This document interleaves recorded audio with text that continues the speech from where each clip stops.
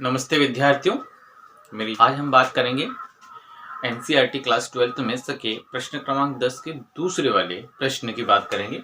दूसरा वाला प्रश्न है आपका प्रश्न क्रमांक 10 का दूसरा, जिसमें हमें बताना है कि संक्रामक संबंध हो परंतु न तो स्वतंत्र हो न ही सम्मित हो। हमें यहाँ पे एक ऐसा उदाहरण बताना है जिसके आधार पे हम ये सिद्ध कर पाए कि उसमें उदाहरण में संक्रामक संबंध तो है परंतु न तो स्वतुल्य संबंध है और न ही सम्मित संबंध है। तो इस प्रकार का उदाहरण हमें यहाँ पे लेना पड़ेगा। तो ये हमें देना है कि किस प्रकार से वो उदाहरण हो सकता है। ठीक है, तो यहाँ पे मैं सबसे पहले समुच्चय ले लेते हैं। हमारे जो समुच्चय हैं वो ले लेते हैं हम ए मान लेते हैं उसको, और समुच्चय के अवयव ले लेते हैं 1, 2, 3। ठीक है, अब यहाँ पे एक रिलेशन इस प्रकार से लेना है, कि संक्रामक तो हो जाए परंतु न तो स्वतुल्य हो न ही सम्मित हो। तो इस प्रकार का युग्म हमें यहाँ पे लेना है। तो हम पहला युग्म ले लेते हैं 1, 2। अब देखिए, स्वतुल्य होने की शर्त क्या होती है कि भुज और कोटि एक जैसे होने चाहिए। तो यदि यहाँ पे हम 1, 1 इस प्रकार से ले लें, 1, 1 या फिर 2, 2, 3, 3, तो स्वतुल्य संबंध हो जाएगा। और सम्मित संबंध होने की शर्त क्या है कि 1, 2 तो 2, 1 होना चाहिए। ठीक है, इस प्रकार से यदि हो तो सम्मित संबंध हो जाएगा। तो इस प्रकार का युग्म न लेते हुए हमें संक्रामक संबंध के आधार पे युग्म लेना है। तो संक्रामक संबंध क्या कहता है कि जैसे यदि 2 से स्टार्ट होने वाला युग्म ले लेते हैं 2, 2। अब यहाँ पे अभी मैंने आपसे बोला था कि 1, 1 और 2, 2 नहीं लेना है, पर यहाँ पे जब हम ये देखेंगे 1, ये वाले युग्म उठाएंगे तो इसी में आपका जो स्वतुल्य संबंध है वो असत हो जाएगा। पहली शर्त पे वो क्या हो जाएगा, असत हो जाएगा। तो यहाँ तक हम पहुंचेंगे ही नहीं। आ रही बात समझ में आपको? तो ये हमारा क्या हो जाएगा, एक रिलेशन हो जाएगा। अब हम पहला संबंध प्रूफ करेंगे, स्वतुल्य संबंध।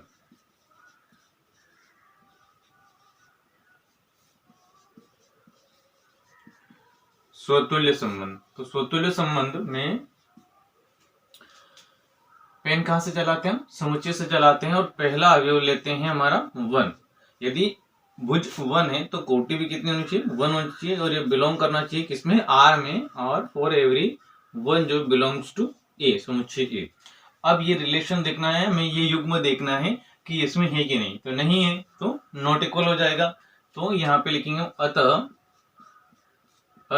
आर समुच्चय समुच्चय ए में एक स्वतुल्य संबंध नहीं है। ठीक है, ये हो जाएगा आपका स्वतुल्य संबंध नहीं है। इसके बाद हम देख लेते हैं सम्मित संबंध। सेकंड हमारा सम्मित संबंध। तो सम्मित संबंध में हमें पेन कहां से चलाना होता है, सम्मित संबंध में पेन चलाते हैं हम रिलेशन से। यहां से एक युग्म लेंगे हम। तो पहला युग्म है आपका 1, 2 belongs to R. Employees that के बाद इंटरचेंज होता है, तो यहाँ पे होता है 2, 1 बिलोंग्स टू आर, जहां 1, 2 बिलोंग करेगा ए में। अब यहाँ पे ये वाला युग्म हम लेके चलते हैं और ये वाला मिलना चाहिए। तो ये वाला युग्म यहाँ पे इसमें रिलेशन आर में नहीं है, तो यहाँ पे हो जाएगा आपका नॉट बिलोंग्स टू। यदि नॉट बिलोंग्स टू आ जाएगा तो हम यहाँ पे लिखेंगे अतः आर समुच्चय ए में एक सम्मित संबंध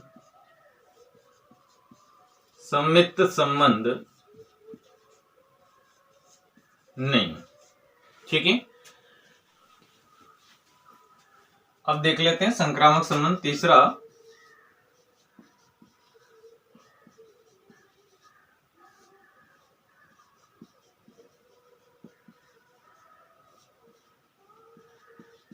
संक्रामक संबंध में भी हमें पेन कहां से चलाना होता है, रिलेशन आर से चलाना होता है। रिलेशन आर से हम पेन चलाते हैं तो यहां से पहला युग्म हम लेंगे तो ये हो जाएगा 1, 2 बिलोंग्स टू आर और सेकेंड जो है इससे स्टार्ट होना चाहिए, ठीक है, इससे स्टार्ट होना चाहिए।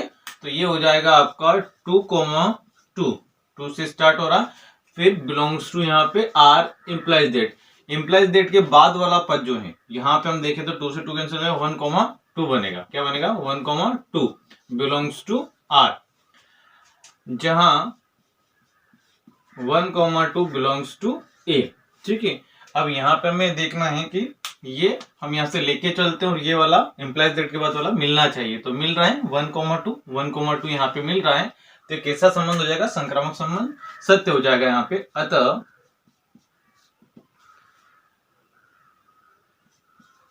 आर समुच्चय ए में एक संक्रामक